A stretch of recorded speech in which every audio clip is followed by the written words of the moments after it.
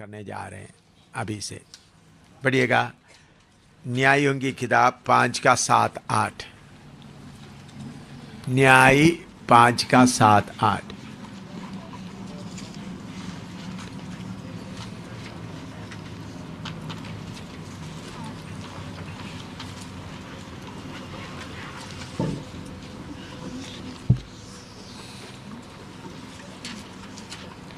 पढ़ो।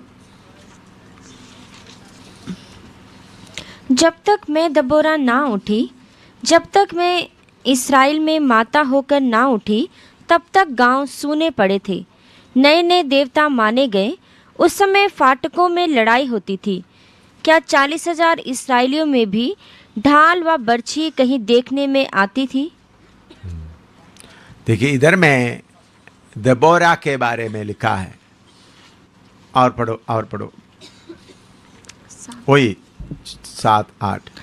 जब तक मैं दबोरा ना उठी, जब तक मैं दबोरा ना उठी। वो बात के ऊपर आप थोड़ा सा ध्यान, मैं उसके ऊपर थोड़ा आपको सिखाना चाहता हूँ। जब तक दबोरा मैं ना उठी।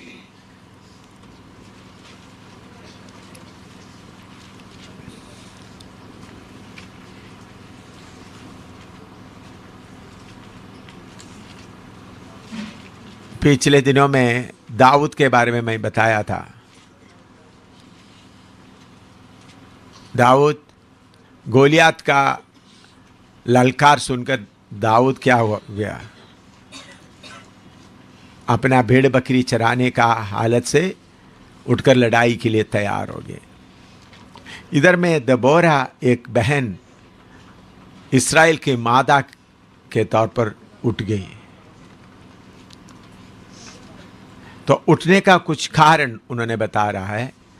लड़ाई किधर था, लड़ाई किधर तक पहुंच गए, दरवाजों में, गेट में। तो उन्हीं दिनों में लोग सब किधर रहता है, किले के अंदर रहता है। अपना खेती बाड़ी सब बाहर, अपना घर सब किले के अंदर। तो दुश्मन किले के अंदर आकर लड़ता है। तो उधर में फौज रहता है।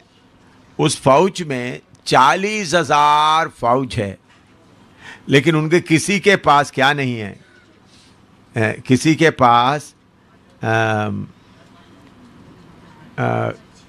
कोई ढाल नहीं है और बच्ची नहीं है। बच्ची मतलब ऐसा मारने वाला है ना, बच्ची, स्पीयर्स। उन्हीं दिनों में बंदूक नहीं होता था, बंदूक वगैरह बाद में। तो उन्हीं दिनों में तीर कमान होते थे हिंदुस्तान वगैरह। दूसरा उसको बच्ची या भाला बोलता है, भाला भी बोलता है ना, भाला है, बाला, भाला, भाला, भाला भी थे, बच्ची या पाला या टाल। तो 40,000 फौज बैठे, उनके पास एक भी इनके ये चीज भी नहीं है। तब उन्होंने उठ गई। उसका 15-16 भी पढ़िएगा। 5:15-16। और इसाकार के हाकिम दबोरा के संग हुए, और इसाकार वैसे ही, जैसा इसाकार वैसे ही बाराक भी था। उसके पीछे लगे हुए वे तराई में झपट कर गए। रूबेन की नदियों के पास। रूबेन इस्राएल कबीले से सबसे बड़ा पहलौठा कौन है? रूबेन। रूबेन अभी क्या है, लड़ाई के लिए नहीं, रूबेन नदियों के पास में आराम कर रहा है। हाँ, तू चरवाहों का सीटी बजाना सुनने को भेड़शालाओं के बीच क्यों बैठा रहा? रूबेन की नदियों के पास बड़े बड़े काम सोचे गए। हाँ, रूबेन जब इतना इस्राएल के चारों तरफ में उन लोग पहले परमेश्वर को छोड़ दिया, नया देवता चुन लिया। पहला काम क्या है, उन्होंने परमेश्वर को छोड़ दिया, क्या करने लगा, नए नए देवता चुन लिया। तो दुश्मन चारों तरफ आने लगे। गेट में आकर लड़ाई चल रहा है। गेट में लड़ाई चलते समय में भी कोई लड़ने के लिए तैयार, लड़ाई लड़ने के लिए कोई तैयार नहीं है। रूबेन जो लीडर है इसराइल का पहलौठा है, वो अपने अपने मन में योजना बना रहा है, अपने लिए योजना बना रहा है, भेड़ बकरियों के बीच में बैठा हुआ है। हाँ, और नीचे और उसका 17 पढ़ो। गिलाद यरदन पार रह गया। हाँ, गिलाद को बोला था, उन लोग को ये जगह बांटते समय बोला जब तक लड़ाई होगा तुम इस्राएल को मदद करने के लिए यॉर्दान पार आना है, लेकिन गिलियाद भी नहीं आया। हाँ, और दान क्यों जहाजों में रह गया? जहाँ दान क्या है, जहाजों में आराम से सो रहा है, नदी में पानी में जहाजों में आराम से एंजॉय कर रहा है, सो रहा है। हाँ, आशेर समुद्र के तीर पर बैठा रहा। हाँ, आशेर किधर बैठा हुआ है? समुद्र के तीर पर बैठकर उधर का सुंदरता लेता रहा। इस ऐसा हालत में उस समय में क्या हालत हुआ? इसराइल पूरा अन्य गांवों में अन्य देवता आने लगे और लड़ने वाले दरवाजे तक आकर लड़ाई चल रहा है, इनके पास कोई हथियार नहीं। जब कोई ऐसा नहीं उठ रहा था तब कौन उठ गई? देबोरा उठ गई। प्रभु का धन्यवाद हो। जब कोई भी नहीं उठ रहे थे तब देबोरा उठ गई। तो देबोरे के बारे में हम पढ़ते हैं न्याय 4 का 4 और 5। न्याय 4 का 4 और 5। उस समय लपिदोत की स्त्री दबोरा जो नबिया थी इस्राएलियों का न्याय करती थी। हाँ। वह एप्रेम के पहाड़ी देश में रामा और बेतेल के बीच में दबोरा के खजूर के तले बैठा करती थी और इस्राएली उसके पास न्याय के लिए जाया करते थे। हाँ, देखिए, अभी दबोरा अचानक उठा नहीं, दबोरा एक नबिया बन गया। क्या बन गया? नबिया। इस्राएल के बीच में क्या कर रहा है? नबिया बन गए। तो नबी के लिए नबिया बोलते हैं ना, नबिया। इधर में हिंदी में क्या शब्द लिखा है? नबिया। हाँ, तो ये वचन को अच्छी तरह समझना। आजकल 2 किस्म का सेवकाई चल रहा है। एक है साइकोलॉजिकली लोगों को उकसा कर जाकर तुम सेवा करो, सेवा करो, सेवा करो। यही काम आजकल 99% वो ही करता है। थोड़े ही लोग हैं सेवकों को ट्रेनिंग करके सेवा के लिए लगाता है। 2 किस्म का सेवक है। तो जल्दी जल्दी सेवा के लिए निकल आने से फिर गड़बड़ी हो जाता है। अभी दबोरा उठने के पहले आप समझना, दबोरा क्या बन गई? नबिया बन गई। ये बात समझना, नबिया बन गई। तो नबिया बन गई तो उनके अंदर में अन्य देवता बनाया। लोग देवता को मानता है, देवता शुरू कर दिया। वो देखकर उनके दिल के अंदर दर्द आने लगे। तो अभी आप लोगों को प्रभु की सेवा के लिए, अभी मैं ये इस बात को आपके सामने इसलिए खोल रहा है, अच्छी तरह समझना बहन लोग भी, भाई लोग भी। सेवा बहुत है करके बोलकर बुद्धि के द्वारा हम उठकर करने से आगे का आत्मा का अगुवाही आपको नहीं मिलेगा। तो सबसे पहले देबोरा की तरह आप परमेश्वर के साथ का संगति करने वाला बनना है। ऐसा संगति करने वाला बनेगा तो आत्मा आपको क्या करेगा? अगुवाई करेगा। लेकिन बाइबल स्कूलों में लोगों के अंदर बुद्धि और थोड़ा सा दिलेरी दे देता है। मनुष्य का दिलेरी, अभी देखो कितना बुद्धि के साथ दिलेरी मिलता है। लेकिन यह दिलेरी हिंदुस्तान का जब मारपीट और मुसीबत आते हैं उसको सामना करने के लिए दिलेरी काफ़ी नहीं होता, भाग जाता है। सेवक लोग सब भाग जाता है। मैंने भी देखा है, मेरे साथ केरला में हेब्रोन बाइबल कॉलेज में और बैंगलोर का बाइबल कॉलेज में, देहरादून बाइबल कॉलेज में, और बाइबल कॉलेज में सीखा हुआ कितने सेवक लोग थे। जब किश्तवाड़ में, डोडा, आगे जगहों में, जब किलेनी वगैरह में जगह शुरू किया, जब मुसीबत आने लगा, उन लोग सब छोड़कर पीछे आ गया, हमको रह नहीं सकता। पहले जोश था, जोश से गया। तो जोश से सिर्फ काम नहीं होगा, लेकिन जोश भी चाहिए, जोश भी चाहिए। और आत्मा का ये नहीं, परमेश्वर की आत्मा आपको थक्का देकर नहीं निकालेगा। हमको परमेश्वर की आत्मा के बात को मालूम होते हुए उठना है। प्रभु की सेवा चारों तरफ आपके पास है। आपकी सेवा के बारे में बताने के लिए मैं अभी ये वचन लिया है।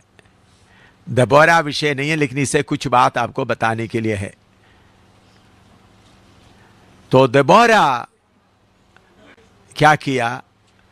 दबोरा का मालूम हो गया अभी इस्राएली लोग सही नहीं चल रहा है। इस्राएली लोग दूसरा देवताओं को मानने लगा है।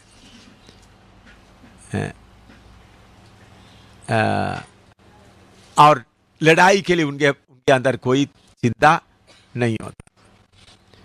उनके पास हथियार भी नहीं इकट्ठा करने में। लीडर लोग कोई भी क्या नहीं कर रहा है, आगे नहीं आ रहे। उस वक्त आत्मा की मदद से नबिया होने के कारण उनको हालात मालूम हो गया, उन्होंने उठना शुरू हो गया।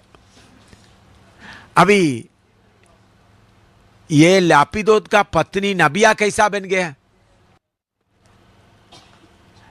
आजकल आप लोगों को बाइबल क्लास देते, बहनों को उठो सेवा के लिए जाओ करके बोलते हैं, लेकिन इस्राएली लोगों के रिवाज के अनुसार मंदिर के अंदर भी जो पवित्र स्थान में बहन लोग जा नहीं सकता। बहन लोगों को कोई बड़ा काम नहीं देता। कोई घर में किसी का नाम लेगा तो भी आदमी का नाम लेता है।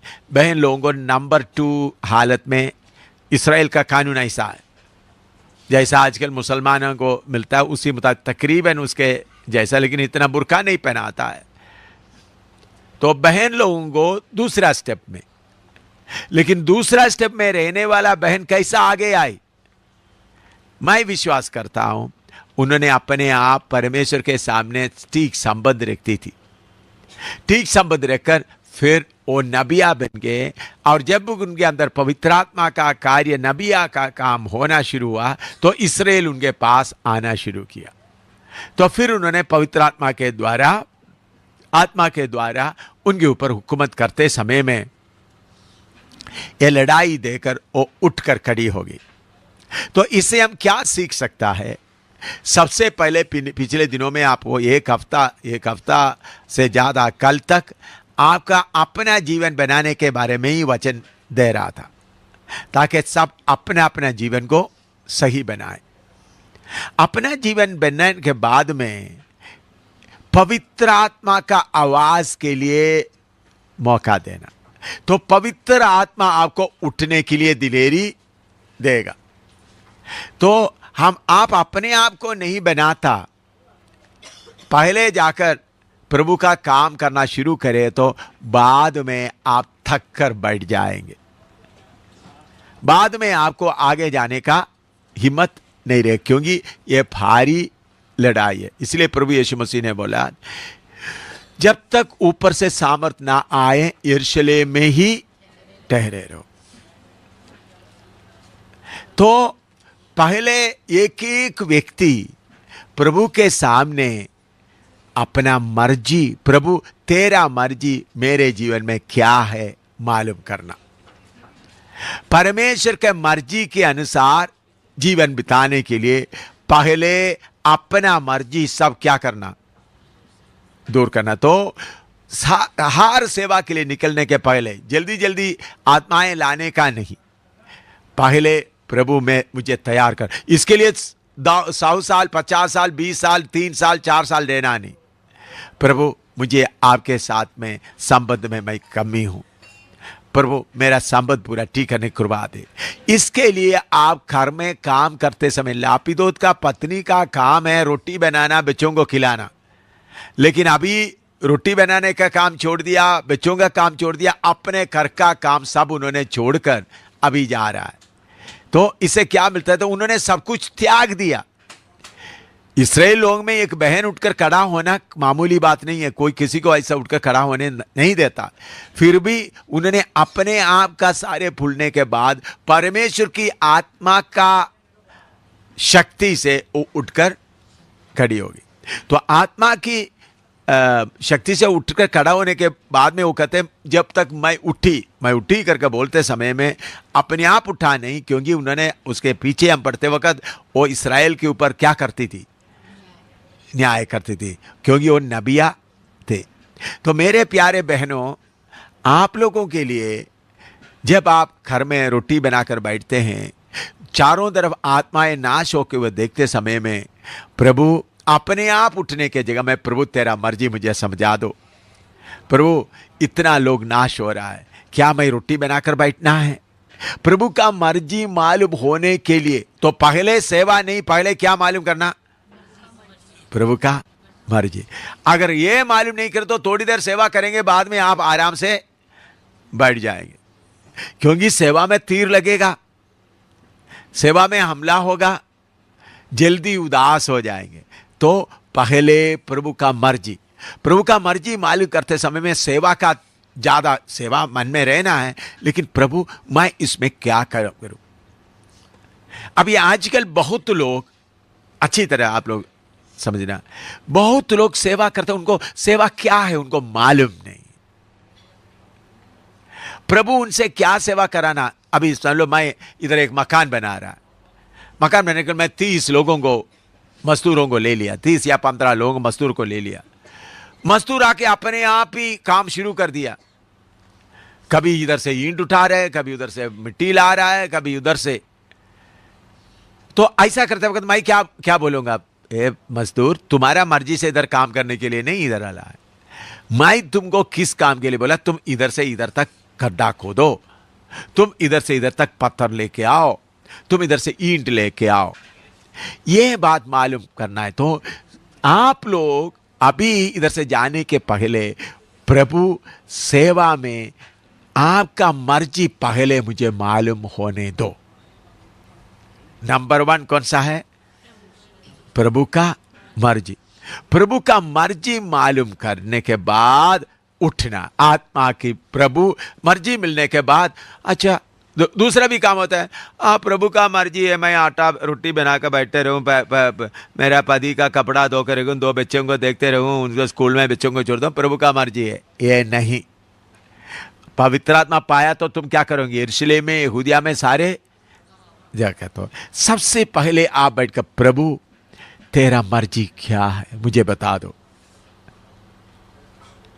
पहले अपने आप को सिद्ध होने का कोशिश। नंबर 2 परमेश्वर का मर्जी मालूम होने के बाद जल्दी सेवा में उठकर खड़ा होना। मर्जी मालूम होने के बाद चुप कर नहीं बढ़ना। इधर में क्या हुआ? उनको मर्जी मालूम हो तो उठकर खड़ी होगी। प्रभु का मर्जी मालूम होने के बाद अपने आप आत्मा की प्रेरणा से क्या करना है? उधर में लापिदोत उनको उठाया नहीं, अपने आप उठ गई।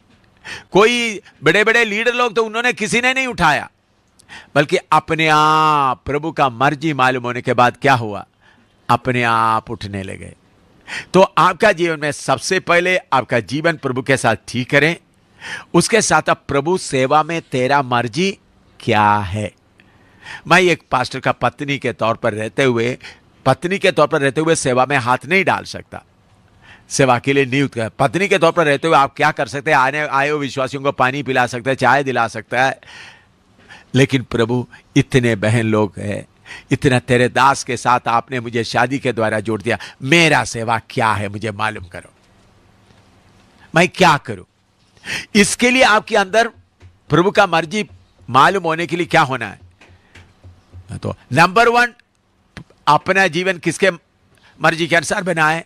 परमेश्वर। यह है नंबर स्टेप। फुलना नहीं, एकदम जाकर सेवा नहीं, समझ रहा है लोग? वो अभी इधर से मालूम हो गया, अभी जाकर अभी रेस्ट ना करेंगे, उधर भी हमला इधर भी हमला, आप 2 हफ्ते के बाद 2 महीने के बाद क्या कहते जख्मी होकर बैठ जाएंगे, बस हाँ लंबा जीव दिखा कर बैठे रहेंगे। नहीं, इधर ही बैठ कर प्रार्थना करें, प्रभु तेरा मर्जी क्या है।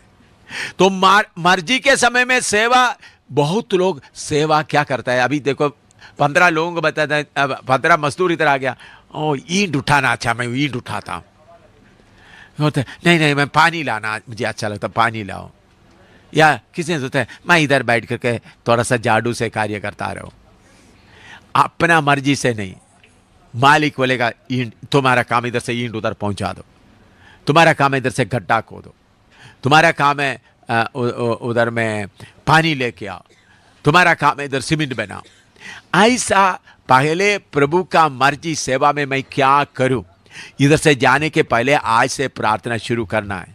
ये नहीं आपका पति चले गया, ठीक है मैं आराधना चलाऊं, या मैं प्रचार करूं, या मैं लोगों को कंट्रोल करूं, ऐसा नहीं, बल्कि परमेश्वर का मर्जी को मालूम है। की बात भी आ रहा है पीछे, पवित्र आत्मा का आग का अभिषेक भी आ रहा है। कल रात को प्रभु मुझे बोल रहा था इनको सबको आग के अभिषेक के साथ जाना है। वो बात कल रात को प्रभु बताते समय, इसलिए आप उसके बारे में और सोचना पड़ेगा। तो सेवा के लिए नंबर 1 क्या करना, प्रभु तेरा मर्जी मालूम करने के पहले अपने आप को प्रभु के साथ का संपर्क ठीक है। तो प्रभु का मर्जी मालूम करते वक्त मैं सेवा एक तरफ रख देना, उधर सेवा उधर रहने दो। प्रभु मुझे मालूम करो, मैं अभी आप काम बहुत है, क्या है प्रभु का मर्जी नहीं, तो अभी मालिक नहीं बोला तुमको क्या करना है, तो कभी ईंट उठाता है मालिक आते वक्त, वो मैं भी ईंट उठा रहा, शायद मालिक सोचेगा ये ठीक नहीं है, क्या पानी लाने के लिए जाएगा, नहीं ये शायद पानी लाने के बाद थोड़ी देर पानी लाने के बाद नहीं मैं रेत लेके आता हूं, या नहीं खड्डा खोता, ऐसा कभी इधर कभी उधर ऐसा बदलता जाएगा। ऐसा नहीं होना, सेवा उधरना, प्रभु इतना बड़ा सेवा में मैं क्या करूं, तेरा मर्जी मुझे मालूम करा दो। फिर अभी आप मर्जी के अनुसार सेवा करते, ईंट उठाते रहे, मालिक ने बोला ईंट उठाते रह रहा है, तो अभी उधर में खड्डा खोदने का काम बाकी रह गया, तो मालिक आपका नहीं पूछेगा क्यों खड्डा नहीं खोदा, क्योंकि आपने जो सेवा दिया है वो पूरा मर्जी के अनुसार करना है। तो सबसे पहले प्रभु के साथ का इस्राएल के वो नबिया बन गया, मैं रोटी बन के बनाना काम सिर्फ नहीं मेरा, तो नबिया बन गया। तो परमेश्वर उनको क्या कर दिया, उठाकर खड़ा कर। देबोरा नबिया था और लड़ाई के लिए आया। तो फिर देबोरा क्या कर रहा है, अच्छी तरह सुनिएगा। देबोरा 4-5 पढ़िएगा, न्याय 4 का 4-5 पढ़िएगा। उस समय लपीदोत की स्त्री दबोरा जो नबिया थी, इस्राएलियों का न्याय करती थी। वह एप्रेम के पहाड़ी देश में रामा और बेतेल के बीच में दबोरा के खजूर के तले बैठा करती थी, और इस्राएली उसके पास न्याय के लिए जाया करते थे। देखिए अच्छी तरह बहन लोग अभी अच्छी तरह सुनना, देखो अच्छी तरह बहन लोग अभी सुनना, बहन लोग किधर गलती करता है ये बात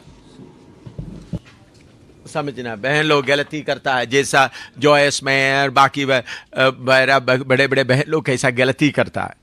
इधर में लापीदोत का पत्नी देबोरा आत्मिक रीति से हालत को देखकर दुखी होने के कारण प्रभु ने उनको खड़ा करके इस्राएलियों के बीच में वो क्या कर रहा था, परमेश्वर की आत्मा के द्वारा कार्य कर रहा था। उन्होंने अपना पत्नी का कार्य छोड़कर, पति का अधीन रहने का काम छोड़कर क्या किया, काम करना शुरू किया। प्रभु की आत्मा जब उनको उकसाया तो उसके लिए उन्होंने तैयार किया। मैंने उसके लिए पहले बोला उन्होंने अपने आप को पहले तैयार किया हुआ। मैंने बोला पहले आप प्रभु की सेवा के लिए परमेश्वर का मर्जी आपके बारे में क्या है करके आपको मालूम है। पूरा मालूम नहीं हो तो भी आपको मालूम होगा यह है तकरीबन प्रभु का मर्जी मेरे बारे में है, प्रभु का मर्जी यह है करके तकरीबन आपको मालूम हो जाएगा। तो फिर उस मर्जी पूरा करना पहला काम। उसके साथ फिर नेक्स्ट सेवा। फर्स्ट अपने आप को ठीक करना, दूसरा परमेश्वर के। तो हम पूरा ठीक हो गया करके नहीं, ये दोनों काम साथ साथ चलते जाते हैं। अनुभव से परमेश्वर का मर्जी मालूम करते जाओ। पढ़िएगा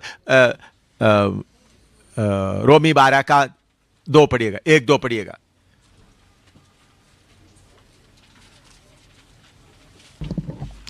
इसलिए हे भाइयों, मैं तुमसे परमेश्वर की दया स्मरण दिलाकर विनती करता हूँ कि अपने शरीरों को जीवित और पवित्र और परमेश्वर को भावता हुआ बलिदान करके चढ़ाओ।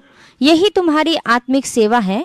और इस संसार के सदृश ना बनो, परंतु तुम्हारी बुद्धि के नए हो जाने से तुम्हारा चाल चलन भी बदलता जाए, जिससे तुम परमेश्वर की भली और भावती और सिद्ध इच्छा अनुभव से मालूम करते रहो। सिद्ध इच्छा अनुभव से मालूम करते रहो। परमेश्वर का मर्जी, परमेश्वर का इच्छा हमेशा एक जैसा नहीं है। समझ लो, अभी दिल्ली से इधर आना, दिल्ली से अंबाला तक आने का कैसा है, अंबाला से पठानकोट आने का कैसा है, पठानकोट से सांबा आना, जम्मू आया, तो इधर एक एक जगह में आगे बढ़ते बढ़ते समय में प्रभु का मर्जी मालूम होगा। मुझे मालूम नहीं था, प्रभु ने मुझे सेवा के लिए बुलाया तो मुझे मालूम नहीं था सारे दुनिया भर का सेवा है। मुझे बिल्कुल मालूम नहीं था। मुझे उस वक्त मालूम हुआ था प्रभु का मर्जी मैं गढ़ी में सेवा करूं। मैंने उधर में कुछ 92 आवर घर थे उधर में उस समय में, अभी तो हजारों में है। मैंने सोचा इन लोगों के बीच में सेवा करना, फिर गांव में सेवा करना। लेकिन करते करते करते करते करते दुनिया के किधर किधर तक कोने कोने तक ले गया। तो एक एक समय करते वक्त मालूम हो जाता है प्रभु का मर्जी क्या है। तो अनुभव से मालूम करो। तो जितना मर्जी प्रभु का मालूम है उसको आपने क्या करना, सेवा आगे करके मर्जी पीछे नहीं रखना। कितने लोगों को समझ में आया? ऐसे बहुत लोग सेवा आगे करके मर्जी पीछे करने के कारण बुद्धि में सेवा हो जाता है। खतरनाक क्या मालूम हो गया? क्या है सेवा? किसे होता है? ओ उधर भी वचन सुना है, उधर भी वचन सुना है, इधर भी वचन सुना है, इधर भी वचन सुना है, आप पूरा। तो आप प्रभु का मर्जी देखिए। ये पौलुस वगैरह क्या करता था, कहीं किसी जगह में जाता तो बोलता इधर में अभी सुसमाचार सुनाना नहीं। सुना आप लोग प्रेरितों का काम पढ़ते वक्त प्रभु बोलता है तो इधर में सुनाना नहीं। तो कुछ जगह में बोलता है, परमेश्वर बोलता है इस जगह में सुनाना। फिर बाद में बोला वही मासिडोनिया के लिए प्रभु बोलता है उधर में कोई बुला रहा है तुम जाओ। तो समय समय पर पहले प्रभु का मर्जी, फर्स्ट प्रभु का मर्जी। पहले आप ठीक हो ना, जितना वचन से आपको मालूम है। मैं बोलता हूं मैं पूरा ठीक हो गया करके नहीं बोलता, ठीक होते जाता हूं। कभी ये नहीं सोचना मैं पूरा ठीक होने के बाद सेवा करूंगा, ऐसा नहीं। अब बदलते जाता है, मर्जी मालूम होते जाता है, सेवा भी होते जाते हैं।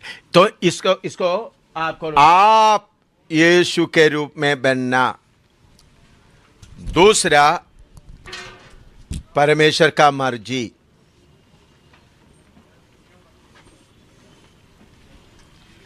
तीसरा सेवा।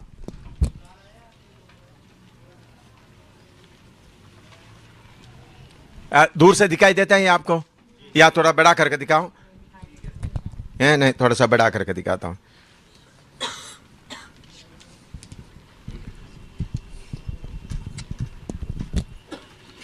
परमेश्वर का मर्जी ही नंबर 1 आपका स्वभाव यीशु के समान, आपका स्वभाव बदलना, यह है नंबर 1। दिखाई दे रही है? अच्छा। दूसरा आता है प्रभु का मर्जी।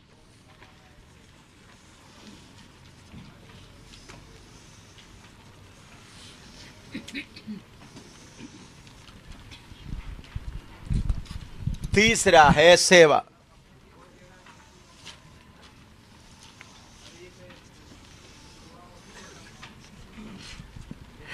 हमेशा पहला कौन सा है? अपना आत्मिक जीवन। दूसरा प्रभु का मर्जी। तीसरा सेवा। बहुत बार शैतान क्या करेगा? सेवा को आगे करेंगे, सेवा को आगे करेंगे। तो इसलिए प्रभु बोलता है ऐसा लोगों को दूसरे आत्मा पकड़ लेता है। इसलिए प्रभु बोलता है क्या है? मैं तुमको जानता नहीं, अद्भुत काम किया बाकी क्या जानता नहीं। इसलिए सेवा पहला नहीं, पहला मेरा स्वभाव यीशु का स्वभाव की तरह बन जाए।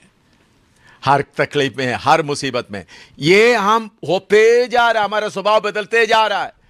आज इतना बदल गया, अनुभव से हमारा स्वभाव बदल गया। अभी थोड़ा सा 2007 में यहां तक आ गया और 2008 में यहां तक आ गया। इसी मुताबिक सेवा भी थोड़ा आगे हो गया, या परमेश्वर का मर्जी भी इतना मालूम हो गया। क्यों पूरा मर्जी मालूम नहीं है, अभी मुझे मालूम नहीं है मेरे लिए परमेश्वर का पूरा मर्जी क्या है, तो फिर सेवा भी इसी तरह आप लोग आगे बढ़ते रहना। ये बात आपको समझ में आया? ये एक चीज दूसरे में सेवा, बहुत लोग हो सेवा, उधर में बहुत सेवा है, इधर में बहुत सेवा है, चलो ट्राइट्स प्रिंट करते हैं, उधर में जाकर प्रचार करते हैं, इधर में प्रचार करते हैं, तो शायद आप प्रभु का मर्जी के आगे चल जाएंगे। आपका स्वभाव बदला नहीं होगा। ऐसा बहुत तेरा सेवक लोग स्वभाव ना बदलने के कारण बाद में, क्योंकि मेरे साथ सेवा करने वाला कितने सेवक लोग जमीन कब्जा करके, देखिए अखनूर में रोड के पास कितना अच्छा जगह है, हमारा जमीन अपना खरीदा हुआ अपना जमीन है उधर में। हमारे साथ वाला एक सेवक का ड्राइवर था, उनको भजन सिखा के सेवा करते हुए अखनूर में उनका बिठाया, शादी वगैरह करवाया, अभी वो पूरा जमीन कब्जा करके बैठा हुआ है, सेवा के लिए निकल गए। तो हमेशा प्रभु का मर्जी, सेवा हो ना हो, पहले क्या होना है, परमेश्वर के समान मेरा स्वभाव बदल जाए और प्रभु का मर्जी, फिर तीसरा सेवा। ये याद रखोगे ना आप, भूलना नहीं प्लीज। हाँ, तो अभी इधर में लपीदोत का पत्नी क्या कर रहा है, तो फिर उन्होंने, वो नबिया है, उन्होंने क्या कर रहा है, उसका 6 से लेकर पढ़िएगा, 4 का 6 से लेकर पढ़िएगा, 6 से 9 तक पढ़िएगा, 10 तक पढ़िएगा। उसने अबीनोम के पुत्र बाराक को केदेश नप्ताली में से बुलाकर कहा, क्या इस्राएल के परमेश्वर यहोवा ने यह आज्ञा नहीं दी कि तू जाकर ताबोर पहाड़ पर चढ़ और नप्तालियों और जबलूनियों में के 10,000 पुरुषों को संग ले जा। तब मैं याबीन के सेनापति सीसरा के रथों और भीड़ भाड़ समेत किशोन नदी तक तेरी और खींच ले आऊंगा और उसको तेरे हाथ में कर दूंगा। बाराक ने उससे कहा, यदि तू मेरे संग चलेगी तो मैं जाऊंगा, नहीं तो ना जाऊंगा। उसने कहा, निस्संदेह मैं तेरे संग चलूंगी, तो भी इस यात्रा से तेरी तो कुछ बड़ाई ना होगी, क्योंकि यहोवा सीसरा को एक स्त्री के अधीन कर देगा। तब दबोरा उठकर बाराक के संग केदेश को गई। तब बाराक ने जबूलून और नप्ताली के लोगों को केदेश में बुला लिया और उसके पीछे 10,000 पुरुष चढ़ गए और दबोरा उसके संग चढ़ गई। देखिए, दबोरा को मालूम हो गया, दबोरा सीधा लड़ाई में फौज को नहीं बुला रहे, दबोरा परमेश्वर के अगुवाई पाया हुआ या परमेश्वर नियुक्त किया हुआ बाराक को ढूंढ रहा है। समझ गया? दर्शन मिल गया तो एकदम नहीं जाना बहन लोग, प्रभु ने मुकर्रर किया कोई आदमी होगा। यह समझ आया आपको? ये बातें जॉयस मेयर बाकी लोगों को मालूम नहीं था। परमेश्वर ने मुकर्रर किया हुआ सेवक होगा, कोई आदमी होगा, उसको मालूम करना, उसको बोलना तुम आगे चल। ये आप लोग भूलेगा तो नहीं है ना? इसमें बहुत लोग गलती कर लेता है। प्रभु ने मुझे बताया, मैं ये नहीं बोलता आपका पदी नहीं, प्रभु ने कुछ सेवक को खड़ा किया होगा। ये नहीं बोलता आपका पदी के पीछे ये लापीदोत को खड़ा कर रहा है। लापीदोत कहां रहता है? लापीदोत का पत्नी किसको खड़ा कर रहा है? बाराक को खड़ा कर रहा है, अपना पति को खड़ा नहीं कर रहा है, बाराक को। प्रभु का चुना हुआ व्यक्ति को मालूम करना, यह भी आपका जीवन में जरूर बात होना है। उन्होंने खड़ी होगी, फिर भी प्रभु ने चुना हुआ, उन्होंने तो सेवा, प्रभु आप बहन लोगों को दिया हुआ सेवा, वो आगे आने वाले दिनों में और बताऊंगा, मैं खोलकर बताऊंगा। सेवा बहनों को दिया हुआ सेवा होता है, भाइयों को दिया हुआ सेवा होता है।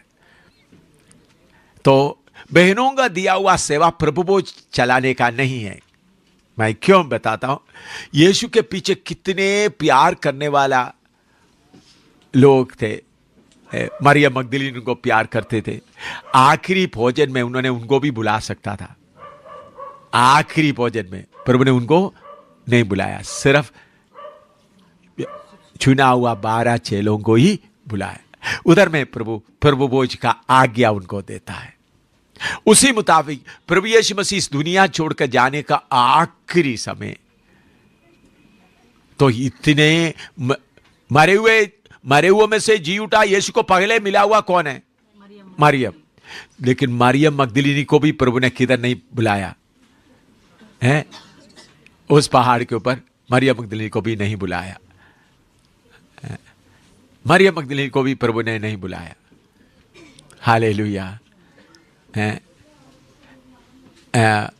मरियम मगदलीनी को भी नहीं बुलाया, बल्कि 12 चेलों को बुलाया, 11 चेलों को बुलाया। तो उधर में प्रभु बोलता है, स्वर्ग और पृथ्वी का सारे अधिकार मुझे दिया गया है, इसलिए जाओ, सबको चेला बनाओ और पिता पुत्र पवित्र आत्मा के नाम से बपतिस्मा दो। पिता पुत्र पवित्र आत्मा के नाम से उनको क्या करो? बपतिस्मा दो। हालेलुया। तो अभी ये बातें बताकर मैं इधर समाप्त करने जा रहा हूं। समझ आया? तो ये बात, इतना बात, मेन बात। तो अभिषेक मिला हुआ, प्रभु के बाद मिला हुआ देबोरा अपना रोटी बनाने का काम भूल गया, पदी का काम करना भूल गया। उनसे उनको देखो इतना फौज आ गया है, लड़ाई लड़ने के लिए कोई नहीं है, ये बात उनका मन में बहुत चिंता होकर खड़ी हो गई। उठ के खड़ी हो गई तो भी किसके सहारा लिया? फिर उसके बाद हम देखते हैं एक बेटी, एक बहन याईर, आपने 4वां और 5वां अध्याय पढ़कर देखे तो एक बहन है, उनका पढ़िएगा उसका 5 का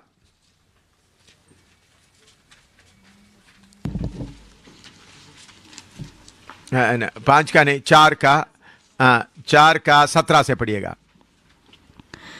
परंतु सीसरा पाँव हेबेर केनी की स्त्री याएल के डेरे को भाग गया, क्योंकि हासोर के राजा याबीन और हेबेर केनी में मेल था।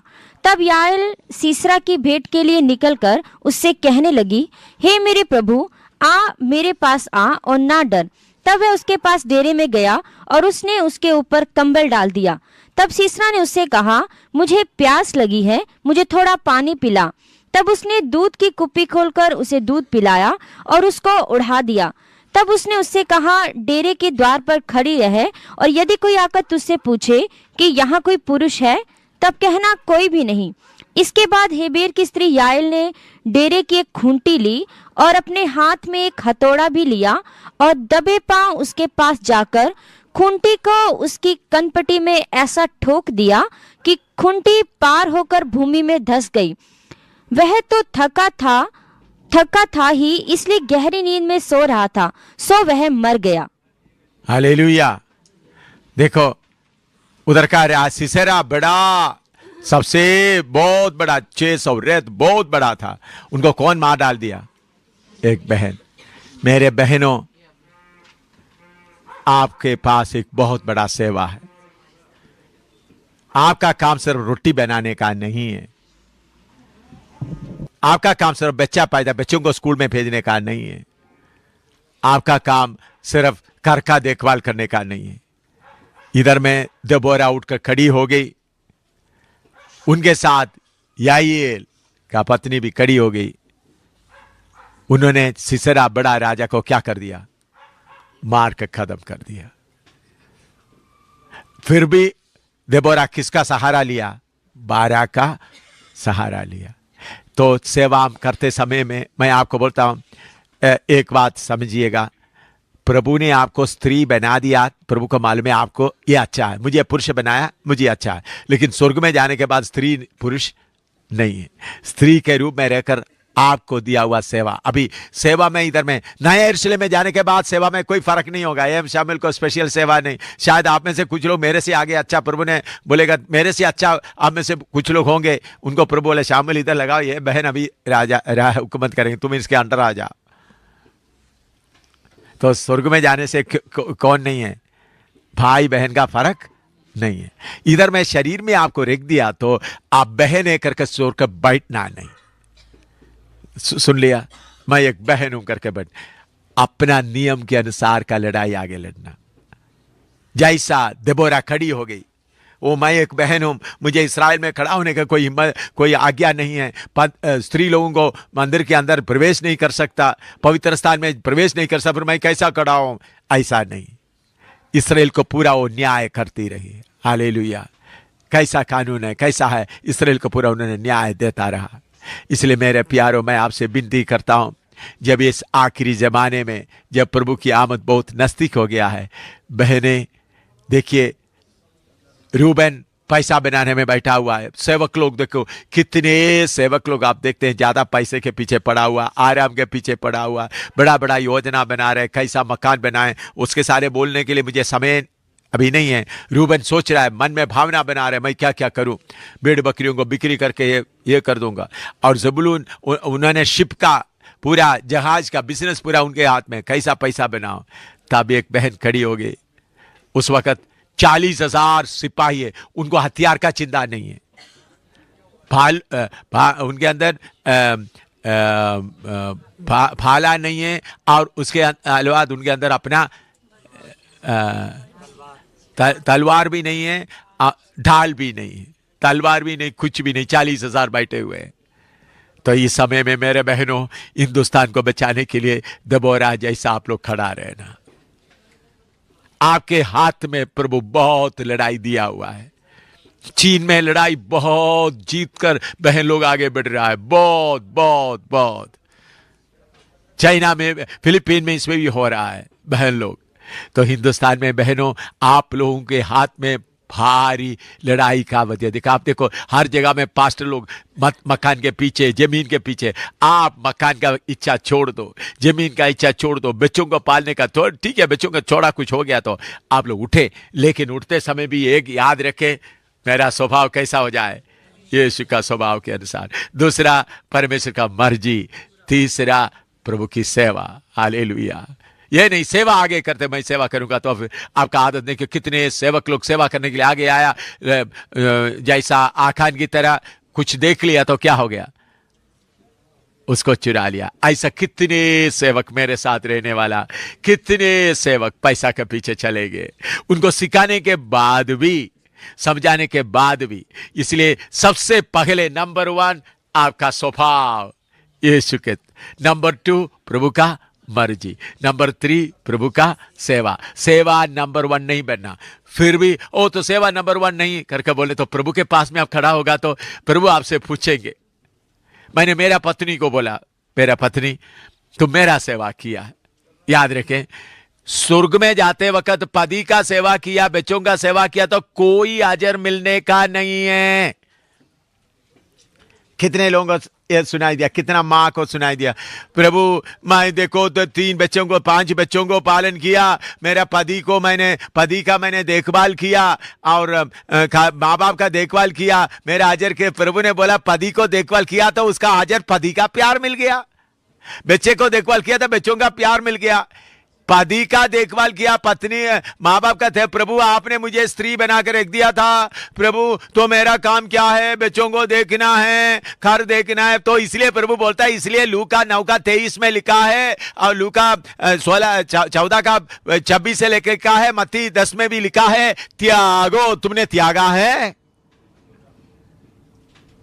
तो आप कोई बहन ये ना सोचिए मैं बच्चों को, मैं 9 महीने बच्चों को पाला, पेट में पाला, फिर उसको दूध दिया, इसके लिए अजर नहीं मिलेगा। 9 महीने बच्चों को पेट में पालने के कारण क्या मिला, बच्चे का मुस्कुराहट देखने का मौका मिल गया है, बच्चे को टट्टी लाटिन साफ करने का मौका मिल गया, उसके साथ उनका मुस्कुराहट, उनका खेल, इसके लिए